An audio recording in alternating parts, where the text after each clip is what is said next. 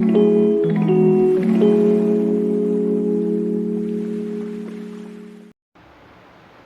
बच्चों, आशा है कि आप सब ठीक होंगे। आज हम लोग नेक्स्ट हमारा टॉपिक कौन सा है? कर्ण तत्पुरुष। इसकी परिभाषा पढ़ेंगे और उदाहरण के जरिए इसको समझने की कोशिश करेंगे। पहले हम लोगों ने कर्म के बारे में पढ़ा, ठीक। कर्म तत्पुरुष क्या, उसका विभक्ति चिन्ह क्या है? को।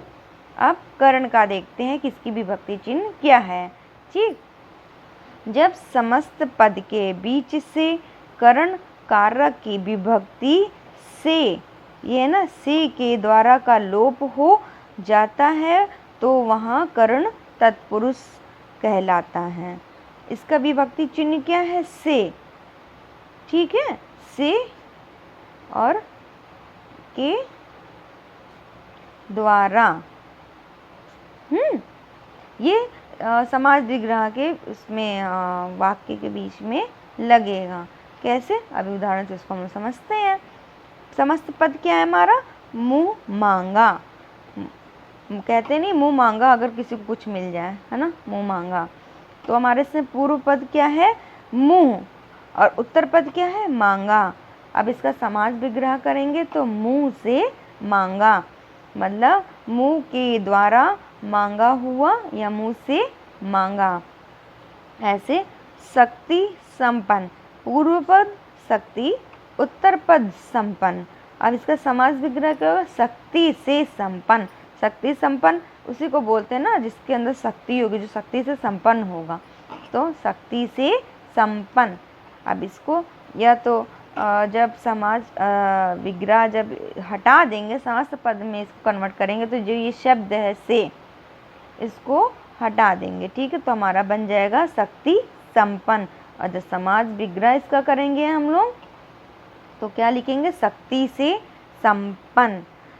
वहाँ अभी ऐसे तो एक एक जब मैं उदाहरण बता रही हूँ सबको तो खूब अच्छे से समझ में आ रहा है, लेकिन जब सब मिक्सअप आता है उसमें एक को चूज़ करना होता तो बहुत प्रॉब्लम होती है। लेकिन अगर आप रूल याद रखे रहोगे तो आपको कोई प्रॉब्लम नहीं होगी। अब जैसे इसमें ये दे दिया है शक्ति संपन्न, और कर्म अभी मैंने से पढ़ाया है, तो कर्म का क्या है? विभक्ति चिन्ह को। तो आप ऐसे बोलिए शक्ति को संपन्न, तो ये सटीक नहीं बैठ रहा है ना, तो ये गलत है, तो ये हमारा नहीं हुआ समास विग्रह। तो हमारा ये कर्ण तत्पुरुष नहीं है। अब इसी को हम लोग करें शक्ति से संपन्न, तो ये एकदम सही आ रहा है ना। तो ये क्या हुआ? कर्ण तत्पुरुष।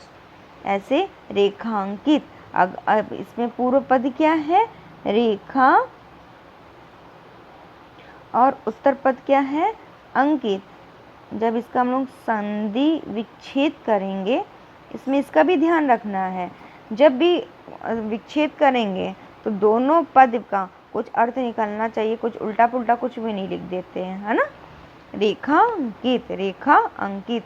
अब इसको अगर हम लोग ऐसे करें, रेखा को अंकित, मतलब रेखा को समर्पित है क्या? नहीं आ रहा है ना। रेखा से अंकित, रेखा, एक सेकेंड,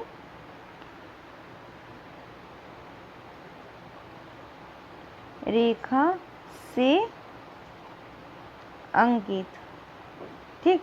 रेखा को अंकित नहीं होगा, रेखा से अंकित। अब जब इसका समस्त पद लिखेंगे, इसको अपनी पूर्व स्थिति में लाना होगा, तो ये शब्द हटा देंगे, से हम हटा देंगे। फिर गुरु दत्त, तो पूर्व पद क्या है इसका? गुरु, दूसरा क्या है?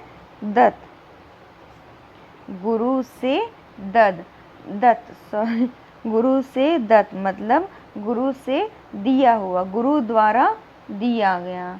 गुरु, हाँ, मैंने अभी ये बताया था ना कि इसमें दो चीज़ का उपयोग होता है, से और के द्वारा।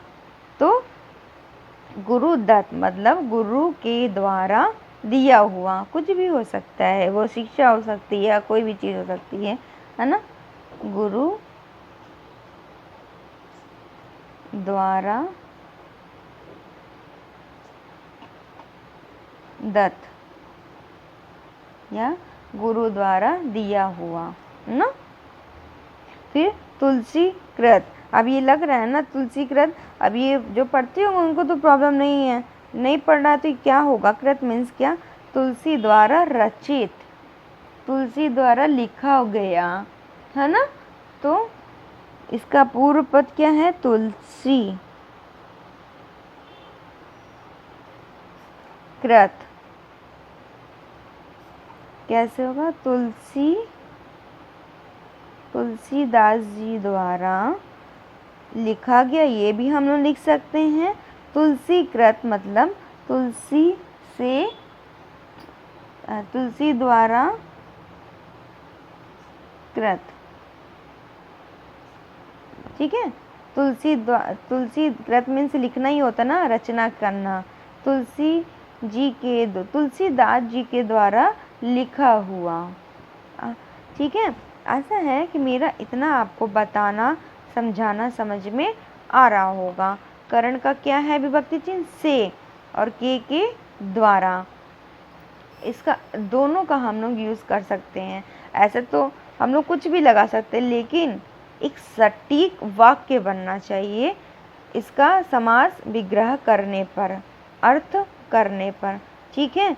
तो वो तभी वो सही होगा। अब यहाँ पे कुछ भी नहीं ला सकते, मुंह को मांगा क्या, मुंह से मांगा, है ना, ये सही है वाक्य, ठीक है। आशा है कि मेरा आपको ये बताना समझाना समझ में आया होगा। धन्यवाद।